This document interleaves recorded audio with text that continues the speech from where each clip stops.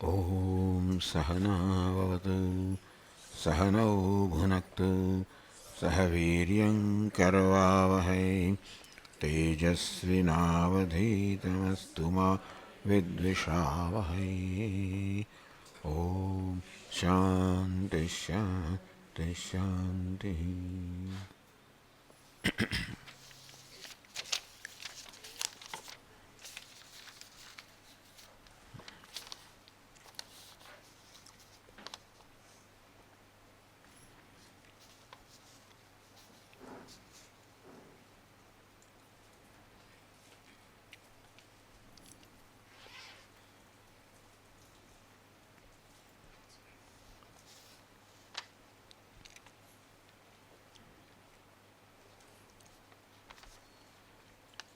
A person who has gained the theoretical knowledge that is Brahman and is trying to lead a sattvic life, spiritual life in this modern day world, he is spending time in bhakti, chanting, listening to shlokas, remembering God.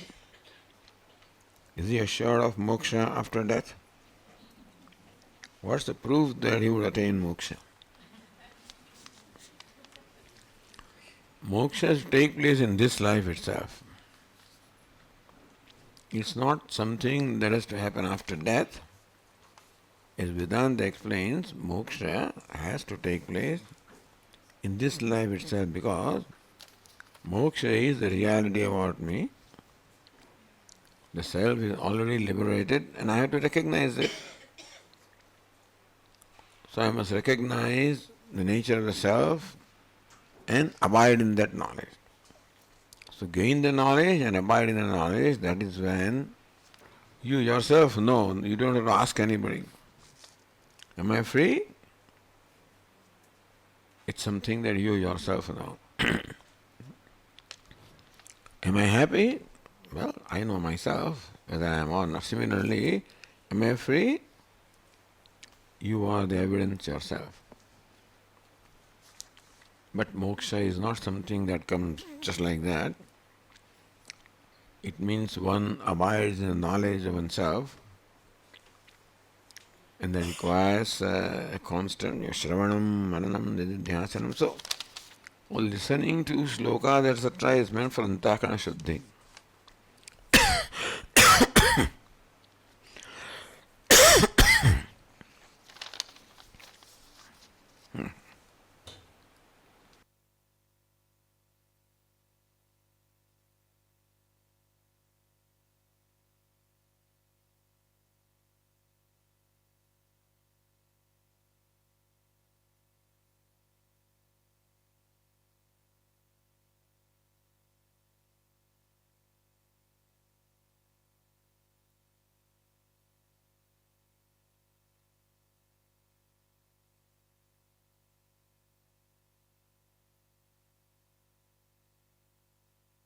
Chanting and listening to shlokas, remembering God, all of these is means of purification of mind. So with that sattvic mind, it's easy then. You have to.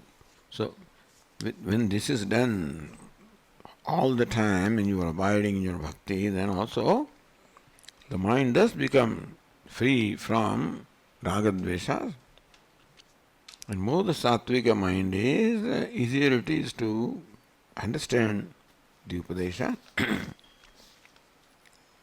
But remembering God as the means of purification of mind. With that mind, you need Shravanam, Manam, Nidhyasam to gain knowledge and abide in that knowledge. Meaning abidance in the knowledge is the means of moksha. What is abidance in knowledge? I abide in the fact that I am Brahman, meaning that I must be liberated here and only. Not that moksha has to happen after death. Death does not make any change in me. And so whatever has to happen here in this life. And this is what we should strive for.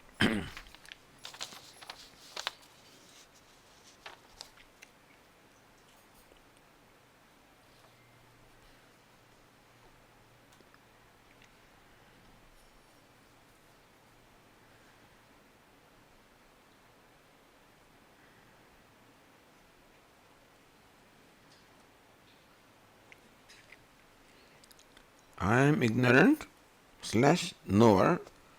I am miserable slash disciplined. I am limited slash unlimited. Is not the two sides of a coin. That is, I know who I am. I do not know who I am.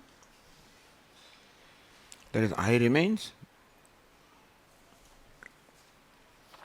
So I know who I am, and I do not know who I am.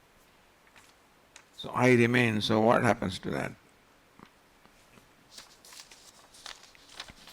You recognize that the I is limitless, is Brahman.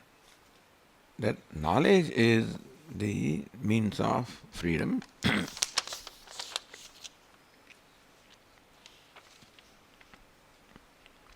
So, difficult for me to understand this equation. That is, I know who I am, I do not know who I am, that is, I remains. So, what kind of algebra is this? I know who I am, I do not know who I am, conclusion is I remains.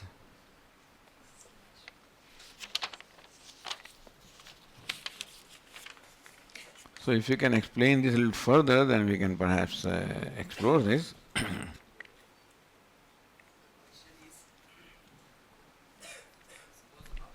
One second, just bring the microphone to you.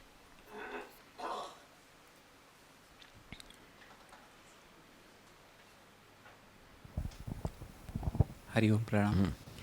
Question is, after the session, okay, so what the synopsis of the session is, okay, I am ignorant, so I am a lump in the ocean. So whatever theoretical knowledge, what previous question was there, yes, we got it, but this needs a process. What exactly I have to do that? Okay, now you had given the synopsis of that you are not the limited, you are not fragmented, you are unlimited. You are not ignorant, but you know that you are the Brahman only.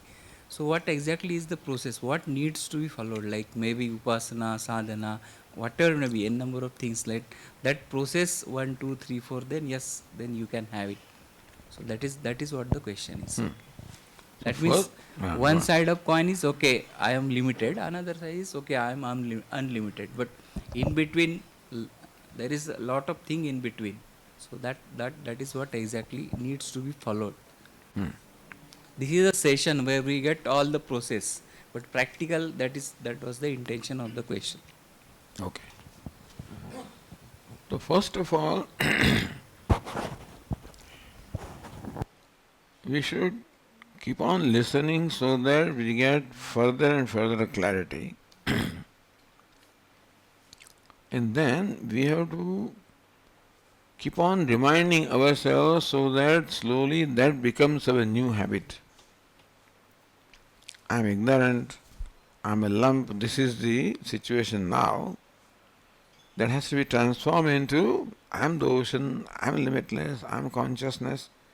So to understand that and then to keep on repeating that in my mind, reminding, Because right now the habit is that I am abiding in a limited self. Let us be transformed into I abide in a limitless self. For that, number one, I should know that I am a limitless self. And secondly, I must create these new samskaras.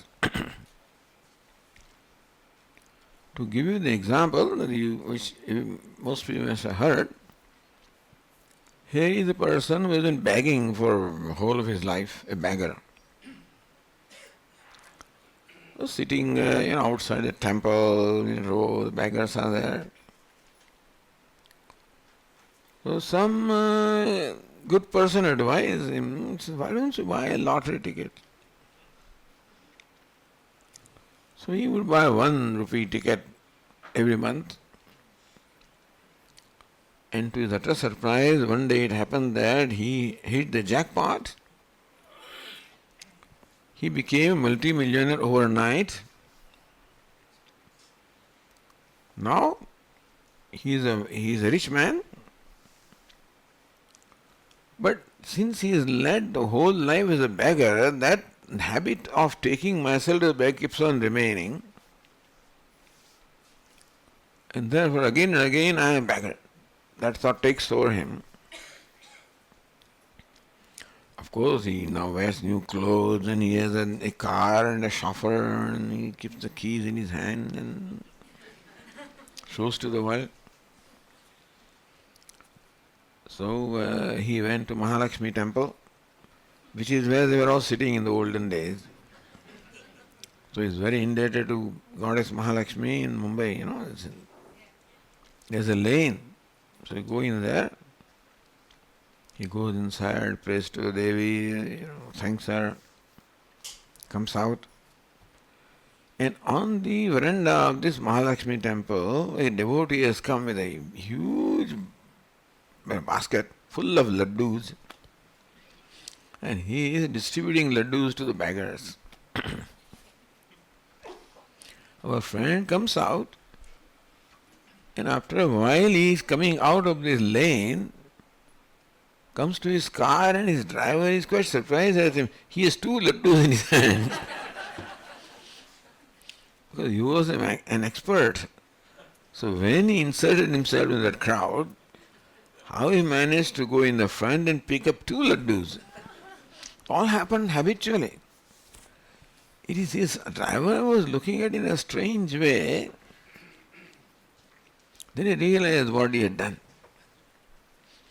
So this is called habitual error. So he has to keep on reminding himself, I am rich, I am rich, I am rich.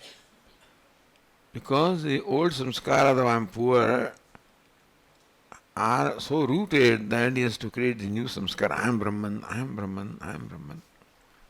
That's called nididhyasa. After gaining the knowledge, then this is what one does to gain abidance in that knowledge. So I must transform myself from being a jiva to Brahman.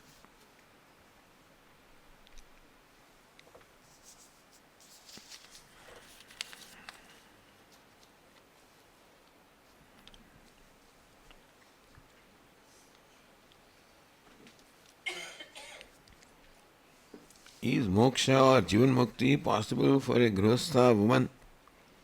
The duties of grihastha dharma? Why not? It's not that whether you're a woman or a man, grihastha or not a grihastha. It is what your mind is that matters. And if this grihastha dharma is performed very dutifully and well, that is the means of antagana shuddhi. That's why you're all here, in fact, in spite of following grihastha dharma. So this knowledge has to be the mind rather than whether one is grihastha or not. And therefore, yes, for a grihastha also it is possible. And the understanding you gain in this retreat has to be pursued once you go home also. And we should gain more and more steady in that knowledge. And then, yes, a day can come, then you have become Brahmasmi, then there is liberation. So yes, answer is that please keep on, continue this after going home. Continue to have a habit of listening to the classes at least once a day, 1 hour a day. And the best way of listening is not while driving, not while walking, not while doing this and so forth, and not while cooking. But we have to give quality time to this. Just as I was here in the classroom, at home also, your room is a classroom. Sit down there with a desk and table, a notebook, pencil, or pen. Your tape recorder or whatever thing is there in front of you. The textbook is there. You listen as though you're listening in the class. Write notes. And that will continue a study because we have to give quality time to this. You listen at home while cooking and while people do it while walking, which is all right, better than not doing anything. But we have to give quality time to this. Because otherwise mind is doing many things one of them is this. So you cannot focus your attention well, cannot assimilate things well, and therefore you should take out at least 1 hour a day. When can you give quality time to this? All you do is to listen, write notes as though you are attending the class. And then again during the day also revolve it in your mind. If you get time in the afternoon, go back to your notes, etc., and repeat. So that way, this can become a little serious pursuit when we continue this at home also.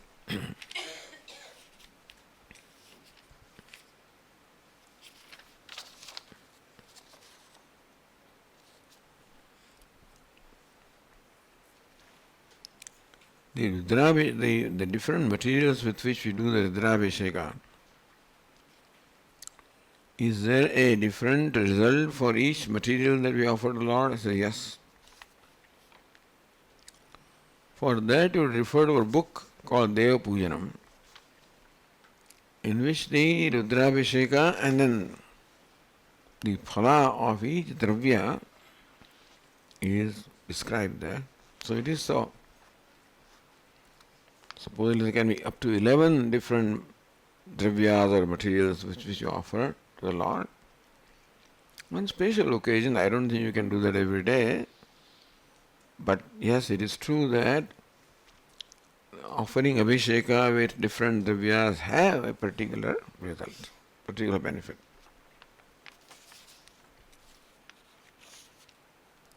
So Karthik Bhai can refer to our book Deva Pujanam, and you can look into that.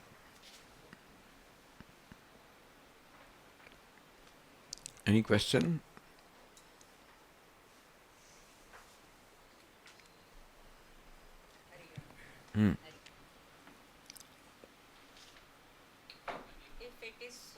ગુજરાતીમાં પૂછો ચાલશે. ગુજરાતીમાં બોલશો તો પણ હું કરી લઈશ. આટલું બધું જો શક્ય છે ગૃહસ્થ માટે તોય યાજ્ઞવલ્કને કેમ છોડવું પડ્યું કે છોડ્યું ઘર Maitreyi?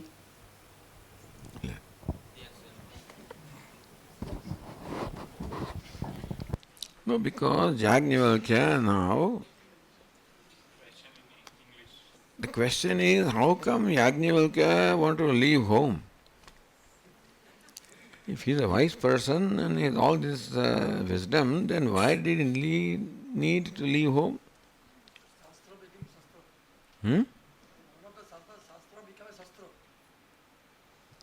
Shastra become a Shastra. So what was the reason why Yajnavalkya want to leave home? One reason is that he had already gained what he needed to do, and therefore there was no point in living in the home, performing duties and stuff like that. So he just wanted to be free with the nature, with the world, a wandering monk. So not only freedom within, but also freedom without. That lifestyle also was a very compatible lifestyle. Meaning that it's desirable that a lifestyle is compatible to what it is that you are pursuing. And that is why the life of renunciate is prescribed as most compatible to pursue the knowledge, to gain abundance in the knowledge.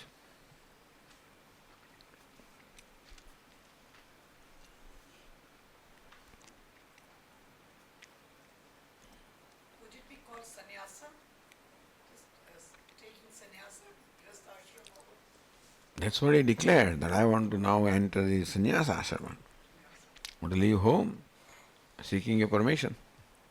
From there the whole dialogue emerged.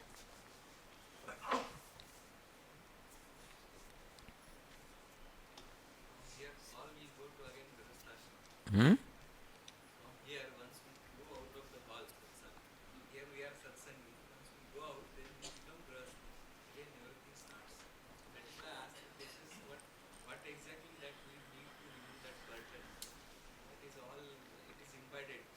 It is true. Somebody asked Ramakrishna Paramahamsa That it is said that because Dakshineshwar is on the bank of the Ganges, it is said that when you take a dip in the Ganges, all your sins disappear. How come people appear to be the same, in spite of every day taking a dip? So Ramakrishna said that when they take a dip, they take out their clothes and put it in the heart. Takes a dip. So all his sins leave him and get stuck to that clothes. As he puts on, they come back again. That was his answer.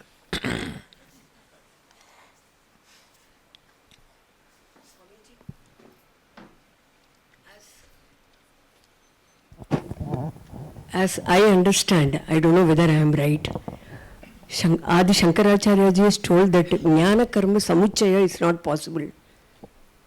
So, how as grihasthas,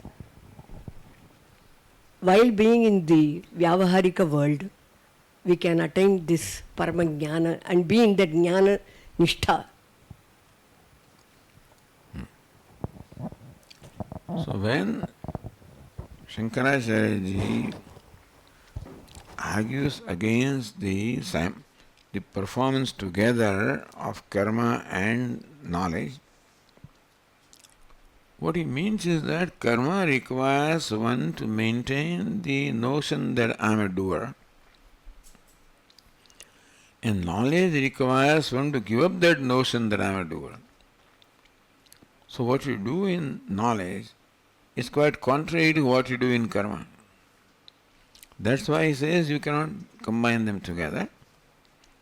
But until then, and when we are in the process of pursuing the knowledge, you are a sadhaka, you can certainly combine the karma and jnana. When you reach the point when now you know that you are akarta, then doing karma may become an obstacle.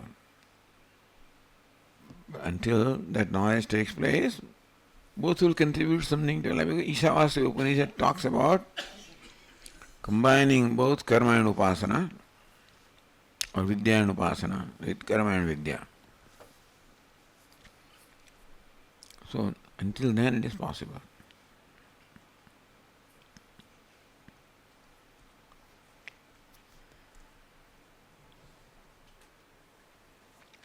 All right, so we can start our bhajan. Somebody, she would like